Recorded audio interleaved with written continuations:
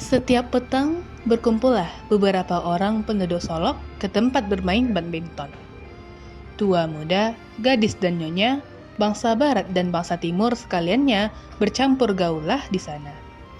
Barang seorang pun belum ada di sana, kecuali dua orang anak muda yang sedang duduk berhadapan. Mereka adalah sepasang sahabat karib, yaitu Hanafi dan Kori. Han, apa tidak jadi masalah jika kita duduk berdua sambil berbincang seperti ini? Apa kita melakukan kesalahan? Tidak, bukankah kita telah melanggar kesopanan? Kesopanan?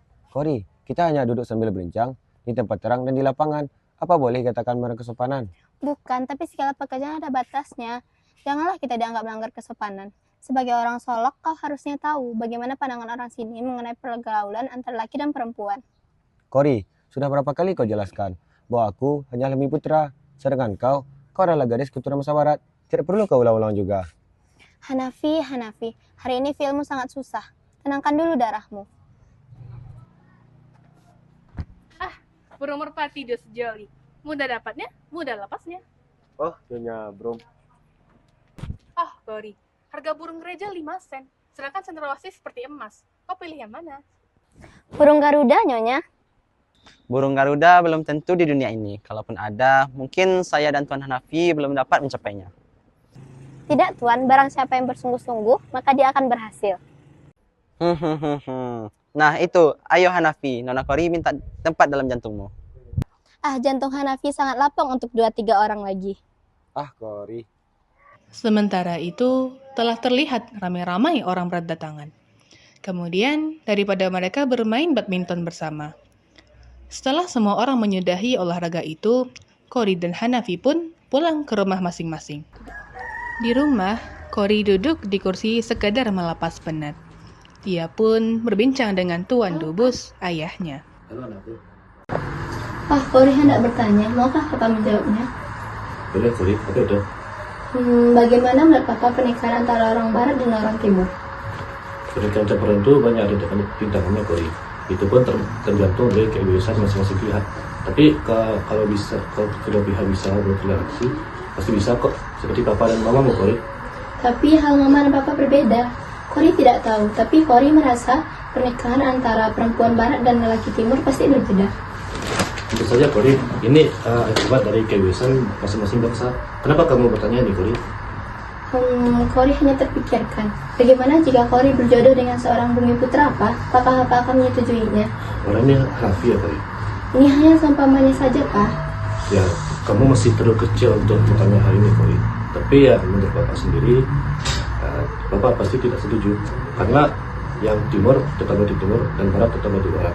Apabila kamu garis Eropa dikawini oleh pria bumi putra anak Kori seperti Hanafi. Setelah Kori mendengar kata-kata dari sang ayah, ia menjadi bimbang mengenai perkara hatinya. Sementara itu, terjadilah percakapan antara anak dan ibu di kediaman keluarga Hanafi mengenai perjodohan. Betul-betul kampungan ibu ini. Ada kursi, masih saja duduk di lantai. Penat pinggangku bila duduk di kursi itu. Itulah bangsa kita. Tidak bisa mengikuti perkembangan zaman. Dan lebih suka diam sepanjang hari. Dan sirih menjadi itu.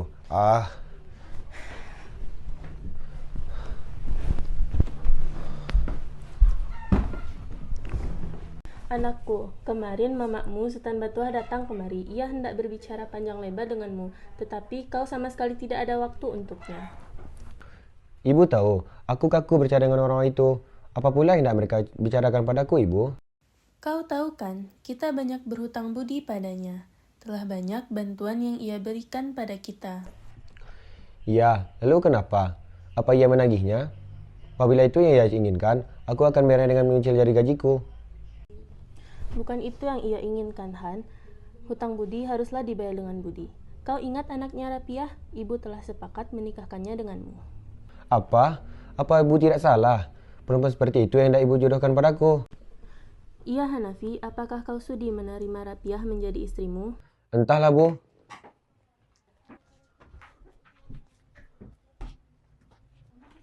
Tuan, Berani kau? Apa maumu? maaf Tuan, saya hanya mengantarkan surat dari Simin. Ini dia suratnya. Ya sudah, pergi sana. Apa? Simin? Simin membantu Kori? Ada apa? Maka dengan kebimbangan hati yang tidak dapat dikira-kira, dibacanyalah surat itu. Sahabatku Hanafi. Han, aku hendak pergi ke Betawi. Tapi, aku tak tahu pasti kapan tepatnya aku pulang. Saat kau membaca suratku ini, tentulah aku tengah dalam perjalanan. Papa benar, Han. Timur tinggal timur, barat tinggal barat. Tak akan dapat ditembuni jurang yang membatasi kedua bagian itu. Aku harap kamu maklum, Hanafi. Sahabatmu, Kori Debuse. Apa?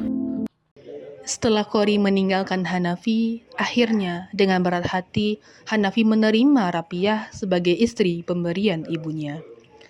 Sangatlah tidak bahagia Hanafi atas pernikahannya itu. Meski pernikahan yang telah berjalan 2 tahun itu sudah dikaruniai seorang anak perempuan, Syarifah, rumah tangga Hanafi bagaikan menyimpan api dalam sekam. Puncak dari segala yang terjadi saat kawan-kawan Hanafi bertandang ke rumahnya, termasuk diantaranya Suze dan Nona Bos yang belakangan ini terlihat dekat dengan Hanafi. Permisi. Ayo, silakan masuk. Terima kasih.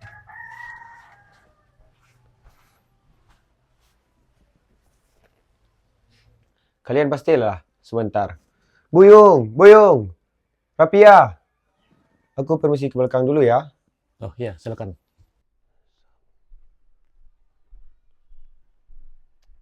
Sampai kering tenggorokanku memanggil. Tiada ada satu pun yang menyahut. Oh, maafkan aku, Hanafi. Buyung sedang membawa Syarifah ke depan rumah. Ah, alasan. Setiap temu berkunjung pasti begini. Tenanglah Hanafi, istrimu sedang membuatkan makanan untuk tuan dan nyonya itu. Lalu, siapa yang hendak membuat hidang itu keluar? Akukah? Buyung, Ya Tuan, Tuan memanggil saya. dari mana saja kau? Saya baru saja membawa Syarifah pergi main, Tuan. Sudah berapa kali ku bilang, kalau ada tamu, kau jangan pergi jauh-jauh. Buyung, simpan anak itu. Baik Tuan, maaf Tuan. Kau ini tidak lihat, mereka sedang kerepotan Hanafi. Coba sekali-kali kau gantikan pekerjaan istrimu.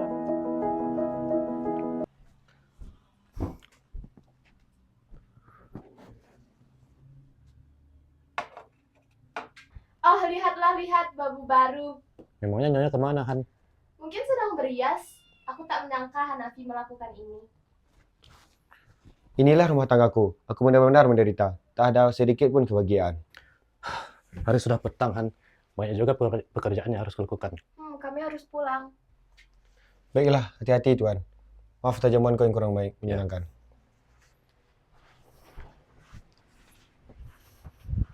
Akhirnya tamu-tamu Hanafi pulang, termasuk Suze yang sesungguhnya masih ingin berbicara dengan Hanafi, terpaksa ikut pulang. Setelah kepulangan tamunya, Hanafi kembali mengomel pada Rapiah. Coba lihat.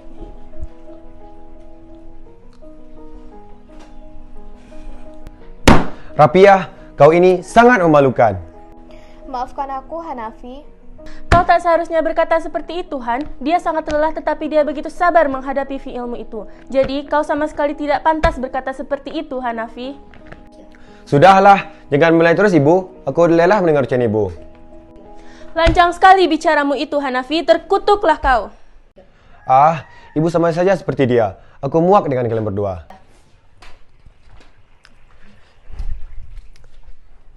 Tanpa sadar, ada seekor anjing yang menggigit tangan Hanafi. Au, sasaran yang gila.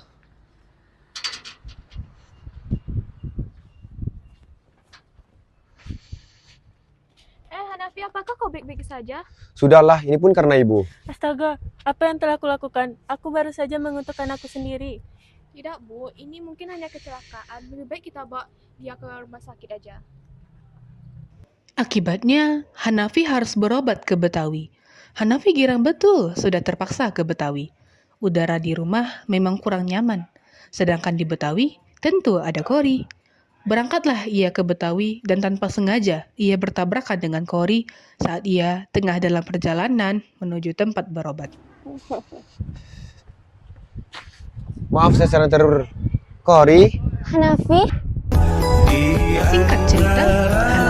Kori akhirnya memutuskan untuk menikah. Selain itu, setelah menikah dengan Kori, Hanafi mengganti kewarganegaraannya menjadi bangsa Eropa. Begitulah hidup Hanafi dan Kori, sangat bahagia. Namun, lain halnya dengan Rapiah di Solo. Bu, janganlah menyediakan makanan banyak-banyak. Nanti siapa yang hendak makannya nanti? Sebab kau berpuasa, Rapiah. Tak puas hati ibu jika makanannya kurang. Meskipun kau makan atau tidak, jika makanan cukup tersedia, aku senang. Bu, sudah Kamis ke-8 aku berpuasa. Dan selama itu pula Yasyafah meninggalkan kita. Selama ia masih perjalanan, puasa Senin Kamisku takkan tumpang, Bu. Berpuasa sunan itu emang banyak manfaatnya, Rapiah. Tapi lihat, tinggal kulit pemalu tulangmu saja, nak. Benar, Bu. Badanku semakin kurus, Bu. Akan tetapi itu bukan karena berpuasa, Bu. Rapiah. Bu, sudah 3 kali kangkung masuk dalam rumah. Apa pula artinya kangkung masuk ke dalam rumah itu? Kangkung itu adalah tanda orang melepas haji dan bercerailah suami istri. Rapiah, jika semua kau yakini buruknya, maka tubuhmu akan semakin kurus, nak. Permisi Nyonya, saya di sini hendak untuk mengirimkan surat. Terima kasih, Yung. Rapiah, bukalah. Tolong bacakan untukku. Aku tak pandai membaca, maka sudilah engkau membacakannya untukku. Baiklah, Bu.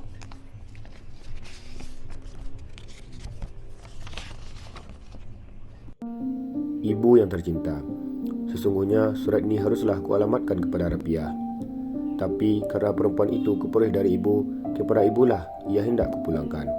Ibunda, sesampainya Hanafi di Betawi, Hanafi bertemu dengan kawan lama yang menawarkan pekerjaan di sini. Tentunya dengan jabatan yang tinggi pula. Maka tanpa pinggir panjang, Hanafi langsung mengambil peluang itu. Selain itu, sekarang Hanafi sudah mendapat persamaan hak untuk orang Eropa. Dan Hanafi telah menikahi Kori Dubusa, sahabat karib ke Hanafi semasa kecil dahulu. Sia-sia bagi Rapiah buat menanti-nantikan pulangku, dan sesekali janganlah ia bercita-cita hendak datang ke Betawi. Maka dari itu, selagi Rapiah masih muda, tentulah besar harapannya untuk bersuami lagi. Carilah suami yang cocok dengannya dan lebih baik dari Hanafi. Salam anakmu, Hanafi. Kehidupan rumah tangga Kori dan Hanafi tak selamanya bersukaria. Kawan-kawan yang mengetahui perkawinan itu mulai menjauh. Di satu pihak menganggap Hanafi besar kepala dan angkuh, tidak menghargai bangsanya sendiri. Di lain pihak, Kori dianggap menjauhkan diri dari pergaulan kehidupan barat. Puncaknya, terjadilah kesalahpahaman yang akhirnya mengakibatkan pernikahan itu ada di depan gerbang perceraian. Apa yang kau lakukan selama tidak ada aku, Kori? Apa maksudmu, Han? Aku tak mengerti. Kau membawa laki-laki lain ke rumah kan? Iya kan? Apa maksudmu? Kau telah keterlaluan dengan menuduhku seperti itu. Lebih dari menuduh. Baiklah kalau begitu. Kau bawa bukti dan saksi supaya disahkan oleh pengadilan. Jadi ini yang kudapatkan. Perempuan yang kuperjuangkan dengan penuh pengorbanan. Kenapa? Kau menyesal. Sungguh kasihan. Aku memang pantas kisah ini. Aku telah merendahkan diriku hanya untuk wanita semacam kau. Apa? Lebih kasihan mana seorang gadis Eropa menikahi pria Melayu sepertimu? Ah, Tega kau, Hanafi.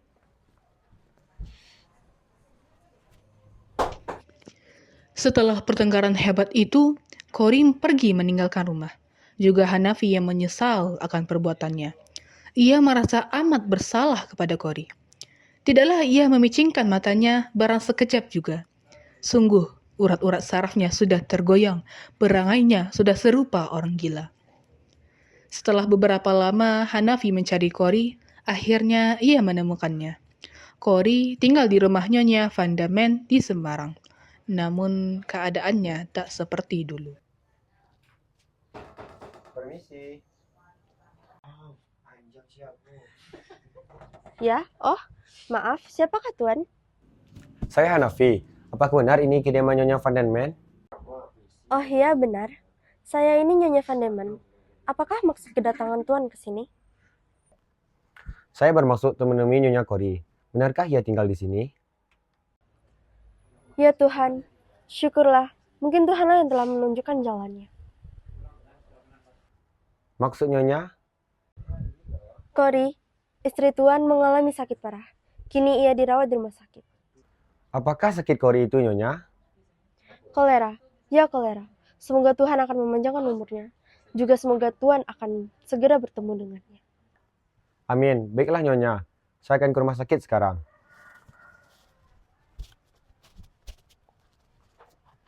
Dengan langkah terburu, Hanafi berangkat ke rumah sakit, melewati setiap lorong dengan gelisah hati. Sampailah Hanafi pada sebuah kamar. Ketika hendak Dokter, saya ingin masuk, bertemu dengan ditahanlah Kodi. ia Maaf, oleh Tuan, seorang pasien dalam dokter. keadaan tidak stabil. Saya mohon, saya ini suaminya. Saya ingin bertemu dengan Kodi. Baiklah, tapi janganlah Anda tidak mengetahui bahwa keadaan istri Tuan dalam keadaan genting. Hanya sebentar ia sadar, dan jika lama berkata, tentulah akan melarat baginya. Asal berpandangan sebentar saja, sudah cukup bagiku. Tak lama, maka masuklah Hanafi ke dalam, berjalan dengan ujung sepatunya, lalu mendapatkan Kori yang sedang berbaring di atas tempat tidurnya. Dengan cepat, ia menggenggam tangan Kori. Kori, ini aku. Suamimu datang menjemput. Hanafi, aku tahu kau akan datang. Lekas sembuh, kita akan pulang besok. Sabarlah, Han. Kori, aku tidak suka kau tinggalkan. Bangunlah, kita akan mulai kehidupan yang baru. Selamat tinggal, Han. Peliharalah anakmu. Aku... Kori! Dok, tolong dok. Sayang seribu sayang, dokter tidak dapat berbuat banyak. Kuasa Tuhan sudah berlaku, dan Kori pun telah dinyatakan meninggal dunia. Hanafi sangat terpukul dan menyesal dengan perbuatannya selama ini terhadap Kori. Namun, apa mau dikata, nasi sudah menjadi bubur. Setelah kepergian Kori, Hanafi pun memutuskan kembali ke Sumatera untuk menemui ibunya.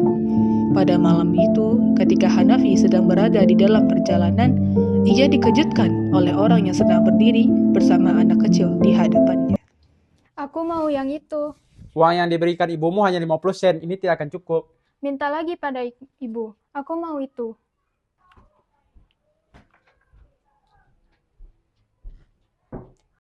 Buyung, Tuan, kapan datangnya? tadi senja. Mana yang mau kau beli? Biar aku belikan. Yang itu. Terima kasih Tuan, tapi siapakah Tuan? Aku orang baik. Wah, sama seperti ayahku, dia pun orang baik. Benarkah? Di mana ia sekarang? Kata ibu, dia sedang di Betawi. Ayah sedang bersekolah di sana. Aku ingin sekali bertemu dengan ayah. Tetapi Betawi sangat jauh. Harus menyeberangi laut dengan kapal besar. Kalau aku besar, aku baru boleh ke sana menemuinya. Hai Buyung, jika kau lelah menjaga anakku, lebih baik kau biarkan saja. Baik. Rapiah! Hanafi anakku, Ibu, kapan engkau datang nak? Bagaimana keadaanmu? Mari masuk ke dalam.